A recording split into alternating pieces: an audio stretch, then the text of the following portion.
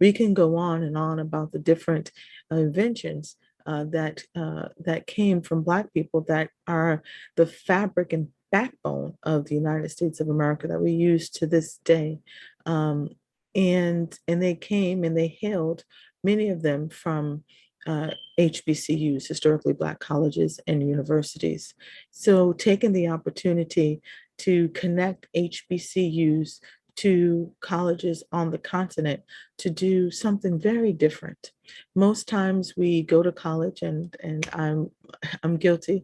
We write lots and lots of papers, give lots and lots of thoughts, and then those theses are put in a drawer someplace, or in a binder and collected in a book and published. Great. But that doesn't do nothing, doesn't do anything for the need for development. You have some of the brightest minds. And so this opportunity from pace setters is to take students, students, Black American students who have the same issues as many of the African, continental African students who are living in poverty, who are living day to day, you know, bread to bread in order to survive, often first generational college students, to figure out enterprise development opportunities to solve African problems. And in Liberia, with the University of Liberia, we were able to create an opportunity for solar panel engineering to run a course there. And those students received credentials for running that course, from basic polyvoltaic understanding of solar energy.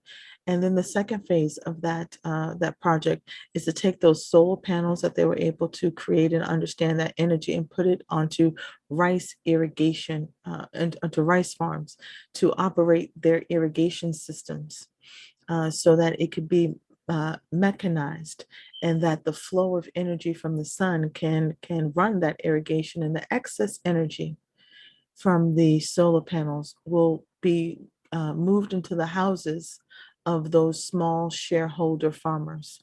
So for the first time in many years, in 40 to 60 years of someone's life of farming, they will have energy into their homes. It was done by Africans, for Africans, to develop Africa. And we're very pleased to have had this opportunity. And we're looking for more opportunities with historically Black colleges and universities, with other universities, to be able to work with the International Institute in order to work with many other colleges on the ground in the continent to develop other initiatives out of the pace setters model that creates an answer to what many people, to a prayer that many people have. So what does that do for Liberia? Liberia, again, the International Institute, our goal is to make the dream come true for African nations. And the Poor People's Agenda, which is the National Development Plan under President Weah, was looking at opportunities so that it reduces the importation of rice when you can grow your own. And so maybe we won't be able in the first year, the first 2 years, be able to stop the huge influx importation of rice, but there will be a marked significant difference for a vast majority of small shareholder farmers, that they will be able to have rice not only for themselves, but to bring to market to be able to sell. If we could change the mind, to your point, that African rice, local rice, is just as good and more healthier than mass produced imported rice, we will have a value shift where you will prefer what you're able to make yourself. And if you're able to do that, you can impact your GDP. You can then impact your poverty rate. The African American, of course, some of them that became free, even before they became free, they already started to invent, And of course, they created a lot of things, even though from here we don't know some of those things. But since you are in the United States, maybe you can help me in there. Are their invention being taught in the school with the merit that it deserved? This you can also only help me. I cannot know that. The second part is coming to Liberia, where you work, where your project work with people. You also say that these children are able to come up with something wonderful, no? In terms of resolving the problem of the society, which in this case is the light energy. is a problem across Africa, particularly in Nigeria.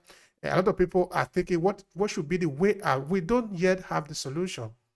But we're actually living with the solution in that if we just push the children a little bit, they will come up with the solution. Then what we just need to do is to invest in it and make sure that, because if you can identify that you have a problem at all, look very well. The solution is not far away from there. True. So help me So with this too. the the solution is to reverse the brain drain.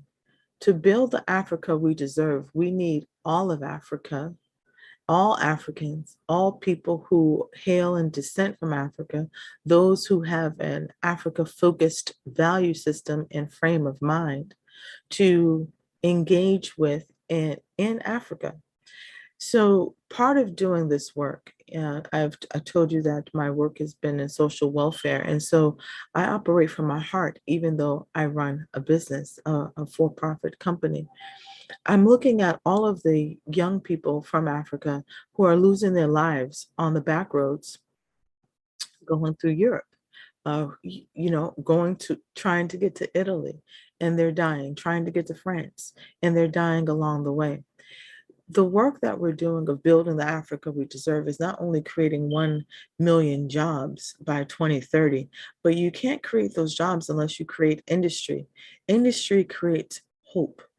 If you build a restaurant and your restaurant is using food and vitals that are coming from locally sourced farmers, and you're able to get your products from the farm to the vendors as necessary within a time frame that aren't rotten or spoiled.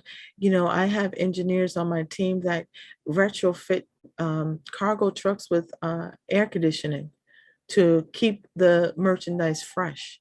That is for many people is the thing that it hails from heaven.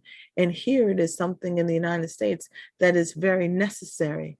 And so what it takes is people to talk together and figure out here's the problem.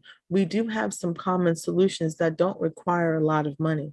And nothing that we're saying is that you shouldn't make a profit, right? That is not what I'm saying. But how do you make a profit? How do you make an impact? How do you bring your family along with you? When I say family, not just your immediate blood family, but your value-based global family. How do you bring them together with you to advance to a place that they feel like they are worth something, that the place that they come from, that the Africa that they come from is worth something, and not a graveyard. Not that you go abroad and you live and then you bring your body back when you have perished. Um, because if that was the case, we wouldn't have as many people from other places inside the continent. When I travel the continent, sometimes I go to places, if I'm in Zanzibar, I look around and I have to pinch myself to make sure that I'm in Africa because the people that are there, so if Africa wasn't, one time I got sent to the principal's office and I asked the principal was talking about Africa as they do often in schools and talked about it being a dark jungle. And I said, if it was so bad, the thieves that I know in my neighborhood, they only steal the best. So what was so bad in Africa? I got sent to the principal's office because if it was so bad, we wouldn't have had colonization. Not at all. Why would people go someplace if there was nothing there? You just got taught to devalue it.